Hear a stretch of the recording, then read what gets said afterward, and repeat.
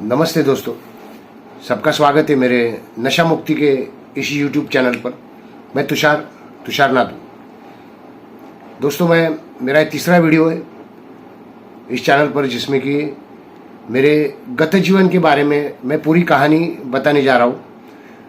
मैं बचपन से कैसे स्वभाव का था, कैसे जिद्दी था, कैसे चंचल था और अपने मर्जी से ही मुझे ज़िंदगी बितानी चाहिए, ऐसे विचारधारा का था। इसके बारे में पहले 2 वीडियो में आपको बता चुका हूँ, जिसके कारण मुझे हमेशा लगता था कि मेरे ऊपर अन्याय हो रहा है। मेरे माता पिता मेरी भावनाएं नहीं समझ पाते। हालांकि एक मीडियम क्लास के माता पिता, सर्वसाधारण माता पिता अपने बच्चों को जो जो उनकी आमदनी में प्यार दे सकते हैं, जो जो उनको अच्छी सुविधाएं दे सकते हैं, वो सारी सुविधाएं मेरे पिताजी ने मुझे मुहैया करवाई थी। लेकिन मैं असमाधानी किस्म का था, असमाधानी वृत्ति थी मेरी। यानी हर बार हर चीज़ में मुझे और चाहिए ऐसा लग रहा था। सारी सुख सारी सुविधाएं मुझे ही चाहिए, मेरे अकेले की। इसको हमारी भाषा में सेल्फ सेंटर कहते हैं, यानी केवल अपने ही सुख का विचार करने वाला, जिसको कि अपने आसपास के लोगों के दुखों के बारे में कोई लेना देना नहीं, उनके सुखों के बारे में कोई लेना देना नहीं। सेल्फ सेंटर्डनेस यानी खुदगर्ज। मैं खुदगर्ज किस्म का था। तो मैट्रिक पास होने के बाद मैं दोस्तों के साथ सिगरेट पीने लग गया और सिनेमा के बारे में मैंने बताया था कि स्कूल को टप्पा मार के मैं सिनेमा जाता था, स्कूल बंक करके, फिर कॉलेज बंक करके सिनेमा जाता था। वो जो काल्पनिक जग था सिनेमा का, मुझे अच्छा लगता था, क्योंकि वास्तव में अपनी ज़िंदगी में मैं आनंदी नहीं था। इसके लिए उस काल्पनिक जग में ज़िंदगी जीना चाहता था और उसके लिए सिनेमा बार बार देखता रहा, ज़्यादा से ज़्यादा सिनेमा देखना चाहता था। उसके लिए घर में झूठ बोलना, पैसों की हेराफेरी करना, ये भी शुरू हो गया था। और फिर आपको आश्चर्य होगा, लोग आपने सुने रहेंगे कि मैट्रिक में फेल हो जाते हैं पढ़ाई ना करने की वजह से। मैं मैट्रिक में तो पास हो गया था, पास होने जितनी मैंने पढ़ाई की थी। लेकिन 11वीं के बारे में ऐसा समझा जाता है कि वो 11वीं की परीक्षा जो होती है वो यूनिवर्सिटी की नहीं होती है या बोर्ड की नहीं होती है, और इसके लिए जिस भी स्कूल में या कॉलेज में आप पढ़ते हो उन्हीं के हाथों में वो रिजल्ट होता है। तो मैंने ये समझ लिया कि मुझे पास ही करने वाले हैं।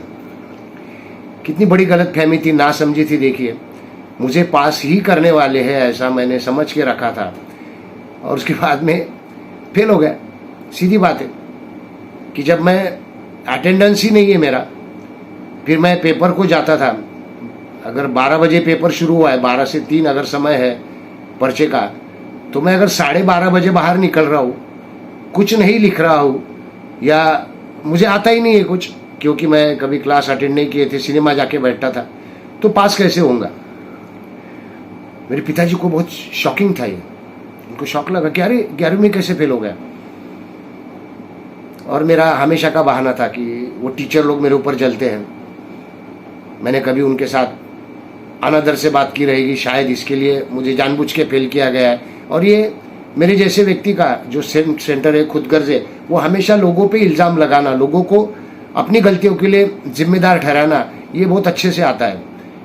मेरे भीतर एक वकील छुपा था, एक बहुत होशियार वकील, जो कि हमेशा मैं कैसे सही हूँ ये बताना चाहता था। पिताजी को ये बहुत शॉकिंग हुआ था। पिताजी मुझे लेके प्रिंसिपल के पास चले गए और वहाँ पर कहा कि ये बच्चा तो होशियार है, अच्छा होशियार है, हाँ ठीक है, थोड़ा चंचल है, थोड़ा जिद्दी किस्म का है, स्कूल में कभी कभी नहीं आया रहेगा, लेकिन एकदम इसका 1 साल बर्बाद हो जाएगा। आप इसको फेल कर दोगे तो आपके हाथ में, आप अगर पास करेंगे तो अच्छा रहेगा, ऐसा रिक्वेस्ट किया। तो मुझे याद है कि लेले मैडम करके प्रिंसिपल थी, काफ़ी अच्छी थी बेचारी। उन्होंने मना कर दिया, नहीं, इसकी गाड़ी ट्रैक पे से डिरेल हो चुकी है, यानी बहक चुका है, भटक चुका है, और इसको इसके कर्मों का फल मिलना ही चाहिए।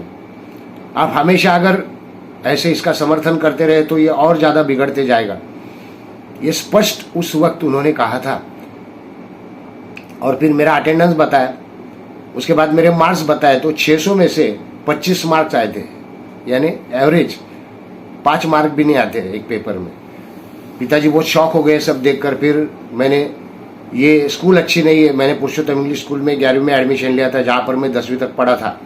अब मैं कॉलेज को जाऊँगा करके मैंने पंचवटी कॉलेज, जो नासिक सिटी में स्थित है, वहाँ पर एडमिशन लिया। फिर 1 साल मैं जरा शांति से रहा और 11वीं पास हो गया, लेकिन सिगरेट पीना जारी था। वहाँ पर मुझे वैसे ही मेरे जैसे ही सिगरेट पीने वाले दोस्त मिल गए, उनके साथ मैं और ज़्यादा सिगरेट पीता रहा, मस्ती करता रहा। फिर 12वीं में मेरे को सांस्कृतिक बातों में मुझे बहुत इंटरेस्ट था, गायन, अभिनय, वक्तृत्व, इन सारी बातों में मुझे इंटरेस्ट था, पढ़ाई में नहीं था। और फिर उसमें मैंने कैसे यश हासिल किया उसके बारे में अगले वीडियो में मिलेंगे। अगर मेरा कथन पसंद है तो लाइक कीजिए, सब्सक्राइब कीजिए, ज़्यादा से ज़्यादा लोगों तक ये पहुंचाइए। धन्यवाद।